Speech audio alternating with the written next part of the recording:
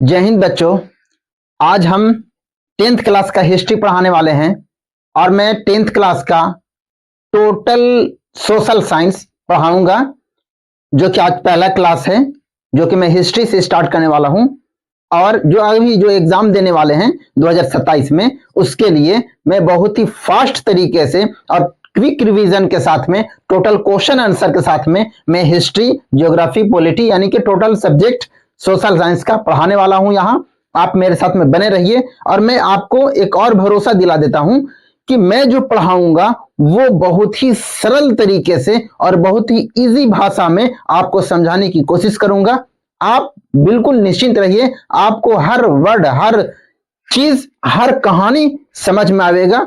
आप मेरे साथ बने रहिए। चलिए शुरू करते हैं। ये जो पहला चैप्टर है हिस्ट्री का, वो पहला चैप्टर है यूरोप में राष्ट्रवाद। राष्ट्रवाद क्या बोलते हैं? राष्ट्रवाद के मतलब अपने राष्ट्र के लिए, अपने देश के लिए, अपने राज्य के लिए जो आपका भावना, प्रेम का भावना, सकारात्मक भावना जो आपके मन में उत्पन्न होता है, उसे राष्ट्रवाद कहते हैं। एग्जाम्पल के लिए मैं आपको समझा दूं, अगर किसी ने कह दे कि पाकिस्तान के पास में 5000 बम है, तो आपके मन में यह पैदा जरूर होगा कि इंडिया के पास कितना है। और अगर तुरंत कोई बोल दे कि इंडिया के पास 50,000 बम है, तो आपको लगेगा इंडिया है, इंडिया। आसान बात है। तो ये जो भावना आपके अंदर आया, यही भावना राष्ट्रवाद कहलाता है। समझते हैं। देखिए, फ्रांस की क्रांति क्या है? फ्रांस की क्रांति 14 जुलाई 1789 से में हुआ था। कारण, आखिर ये होने का कारण क्या है? क्योंकि ये फ्रांस में राजतंत्र था। राजतंत्र क्या होता है? राजा का बेटा ही राजा बनेगा, उस तंत्र को राजतंत्र कहते हैं। फ्रांस के गद्दी पर एक राजा बैठा हुआ था जिसका नाम था लुई 16वां। पूरा नाम लुई अगस्टे डी फ्रांस है, लेकिन हम लोग शॉर्टकट मारते हैं और बोल देते हैं लुई 16वां। लुई 16वां बहुत ही खतरनाक राजा था। राजा ने आखिर फ्रांस के साथ किया क्या? देखिए, समानती व्यवस्था लागू किया। समानती व्यवस्था क्या है? तो समानती व्यवस्था यह है कि बहुत बड़ा जमीन का एक मालिक होता था जिसे सामंत कहा जाता था, और वो सामंत किसी किसान को देता था और किसान किसी मजदूर को देता था उस जमीन पर उपजाने के लिए कोई अनाज वगैरह। और वो जो अनाज उपजाने में मेहनत करता था मजदूर, उसका मजदूरी सामंत के ऊपर डिपेंड करता था। अगर सामंत चाहता था तो उसे दे दे, उसके बदले में कोई मजदूरी दे दे, अन्यथा कुछ न दे। अगर वो कह दिया कि इस बार फसल सही नहीं हुआ है तो आप जितना भी मेहनत करते रहिए, आपको मजदूरी नहीं मिलेगा। यही व्यवस्था सामंती व्यवस्था कहलाता था। ये अमीरों का व्यवस्था था। दूसरा, इन्होंने आंतरिक आयात और निर्यात शुल्क लागू किया। मतलब यह है कि अलग अलग जगह, मतलब बटा हुआ था, फूट डालो शासन को रुक नीति अपनाया हुआ था। यानी कि एक इलाका में, एक गांव में और दूसरे गांव में ऐसा फूट डाला हुआ था कि एक गांव का झंडा अलग था और दूसरे गांव का झंडा अलग था। एक गांव का बटखारा अलग था, दूसरे गांव का बटखारा अलग था। एक गांव से दूसरे गांव में कोई अगर वस्तु बेचने के लिए हम जाएंगे तो क्या लगेगा? वहां टैक्स लगेगा, वहां शुल्क लगेगा। ये आंतरिक आयात निर्यात का शुल्क लागू हुआ हुआ था। अब देखिए, अब मान के चलिए कि मेरे गांव में 4 किलो का पसेरी है। 4 किलो का पसेरी है। अब जब 4 किलो का पसेरी है, काला रहा पसेरी, और है कितना? 4 किलो। और हम अगर कोई वस्तु दूसरे जगह ले गए, वहां 5 किलो का पसेरी है। तो जब 5 किलो का पसेरी है तो वहां जैसे ही लेके गए तो हम, मेरा अनाज तो कम जाएगा वहां। अब यहां से हम लेके गए हैं एक पसेरी और वहां जाके कम हो गया। पहले तो ऐसा ही था ना, एक सेर, आधा सेर, सावा सेर, ऐसा सेर था, अलग अलग बटखारा था उस टाइम में। तो बहुत ही डिफिकल्ट होता था और इन लोगों को सुनना पड़ता था, अपने परिवार से, अपने पत्नी से बात सुनना करता था कि यहां से लेके गया एक पसेरी और वहां जाके कही थी कि एक पसेरी ना होली हल, अनाज कम होली हल। इस तरीके का मामला हुआ। तो आंतरिक घर में भी विवाद हो रहा था। तो सब प्रेरित था इससे, सब इससे ज्यादा प्रताड़ित होया हुआ था। अब स्टेट जनरल को समझते हैं कि स्टेट जनरल क्या था? स्टेट जनरल था कि बड़े बड़े अमीर और उद्योगों को बैठा करके राजा निर्णय लेता था, और जो भी अमीर लोग निर्णय दिए वही कानून बनता था और वही कानून लागू होता था। जैसे आज लोकसभा राज्यसभा है, उस प्रकार से स्टेट जनरल था। ये उसके बाद में आप देखिएगा नाप तोल अभी तो बताए हम, और झंडा अभी तो हम बताएं, सबका अलग अलग झंडा है। एक इंसान दूसरे गांव में गया और वहां के झंडा को सलाम नहीं किया, वहां के लफुआ लेकिन खूब मारता था, इसको दम भर मारता था। और वहां का लड़कन अगर यहां आ गया या वहां का व्यापारी यहां आ गया और झंडा को सलाम नहीं किया तो यहां का आदमी खूब मारता था। अब बताओ वो दोनों गांव के बीच में कभी भी दोस्ती होगा? कतई नहीं होगा। इसका लुई 16वां का जो बाप दादा था वो फ्रांस को पूरा कर्ज में डुबा दिया था, तब जाकर के 1774 में इसको गद्दी पर बैठाया। अब ये 16 साल का एज है, इसका एज कितना है? 16 साल। और इसी 16 साल में मेरी एंटोनेट नाम की राजकुमारी थी जो कि ऑस्ट्रिया की थी, और इसी से क्या कर लेता है? शादी कर लेता है। अब देखिए मैट्रिक पास किया और शादी कर लिया, क्या करेगा बुढ़ावा? अब देखिए मेरी एंटोनेट है, यहू 14 साल की है। अब इतना कम एज में शादी करेगा तो क्या देश को चलाएगा? पूरा जनता तरह तरह होया हुआ था। पूरा जनता ये सोच रहा था कि कब हम इससे छुटकारा पाएं। इसके खिलाफ जो भी आवाज उठाता था उसे बस्टील के जेल में, एक बस्टील जगह है वहां का बहुत बड़ा एक जेल था, वो बस्टील के जेल में सबको बंद कर देता था। कोई भी आवाज उठाता था बस्टील के जेल में बंद कर देता था। तब क्या हुआ? टोटल फ्रांसी जनता ने यह निर्णय लिया कि मुझे अब विद्रोह करना पड़ेगा, और एक जबरदस्त विद्रोह किया और बस्टील का जेल को तोड़ दिया और जेल के अंदर से जितने भी कैदी थे सबको बाहर निकाला। कैदी तो खुद पिटाइल वहां था, वो सारा गुस्सा निकाल दिया किस पर? लुई 16वां पर। लुई 16वां आराम से बैठल है कि हम तो राजा हैं, हमको क्या होगा, और अंदर नहीं पता है नेपोलियन बोनापार्ट गेट खोल रहा है और सारा जनता पेरिस में घुसता है, और इस पे लुई 16वां जहां बैठा हुआ है वहां जा करके और लुई 16वां को मारना शुरू करता है।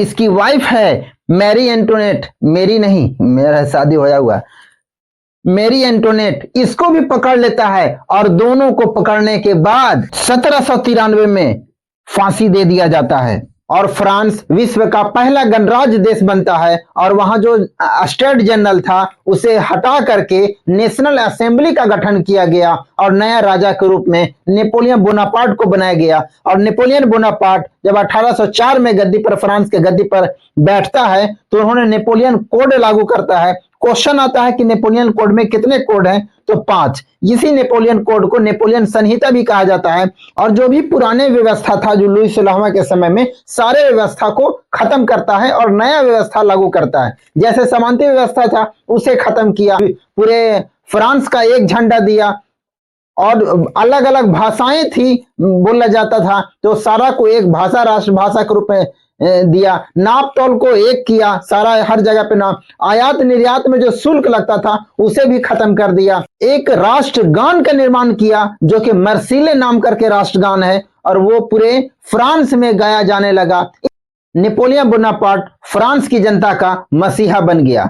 तो अदर देश वाले जैसे जर्मनी हो गया, इटली होगा, उन लोगों को यह लगा कि फ्रांस की जनता ने इतना बड़ा कदम उठा सकता है और वहां निरंकुश शासक लुई 16वां को, बुर्बो वंश को, जो कि बहुत बड़ा राजा था, उसे खत्म कर सकता है, उस वंश को खत्म कर सकता है, तो हम क्यों नहीं खत्म कर सकते हैं? यही कारण है कि मेटरनिक कहता था कि फ्रांस को सर्दी लगता है तो पूरे यूरोप छिपता है। नेपोलियन बोनापार्ट देखते देखते कई देशों पर अपना अधिकार जमाने लगता है, लेकिन इसका बुरा वक्त तब आता है जब एक ऑस्ट्रिया का राजा मेटरनिक ने कई राजाओं के साथ, कई देशों के साथ मिल करके और 1815 ईस्वी में वाटरलू एक जगह है बेल्जियम में, उसी वाटरलू के जगह पे इस पर अटैक कर देता है नेपोलियन पर। नेपोलियन का जो सेना है वो हार मानने पर रेडी हो जाता है। उसका कई कारण है जो कि मैं पूरे वीडियो में नहीं बता सकता हूं, क्वेश्चन आंसर में मैं बता दूंगा। तो नेपोलियन इस युद्ध में हार जाता है, और जिस युद्ध का होता है वाटरलू, वाटरलू एक जगह है, उस जगह पे युद्ध हुआ था इसीलिए वो वाटरलू कहा जाता है। तो वाटरलू के युद्ध में 1815 में नेपोलियन की क्या हो जाती है? हार हो जाती है, और यह युग स्टार्ट होता है मेटरनिक का, क्योंकि यह काम स्टार्ट मेटरनिक ने किया था, सारे को एकजुट मेटरनिक ने किया था। इसीलिए मेटरनिक ने अपने देश यानी कि ऑस्ट्रेलिया नहीं, ऑस्ट्रिया, अपने देश ऑस्ट्रिया की राजधानी वियना में वियना में सबको बुलाता है और वियना की संधि करता है। और नेपोलियन जहां जहां शासन कर रहा था वो सारे जगह पे पुराने राजा जो शासन कर रहे थे वही शासन वापस करेंगे, वापस वही राजा वहां शासन करेंगे। अब देखिए फ्रांस में कौन था, फ्रांस में कौन शासन कर रहा था? तो फ्रांस में कर रहा था बुर्बो वंश। कौन शासन कर रहा था? तो फ्रांस में कौन कर रहा था? बुर्बो वंश। तो बुर्बो वंश का 16वां लुई 16वां तो मर गया, तो लुई 16वां के बाद लुई 17वां को बोला गया कि आप राजा बनिए। लुई 16वां सीधा कान धर लिया, हम राजा नहीं बनेंगे। लुई 18वां रेडी हो गया कि हम राजा बनेंगे। और यहां फ्रांस में 1815 के बाद में राजा कौन बनता है? तो लुई 18 बनता है। कौन बनता है? तो लुई 18वां वहां का राजा बन जाता है।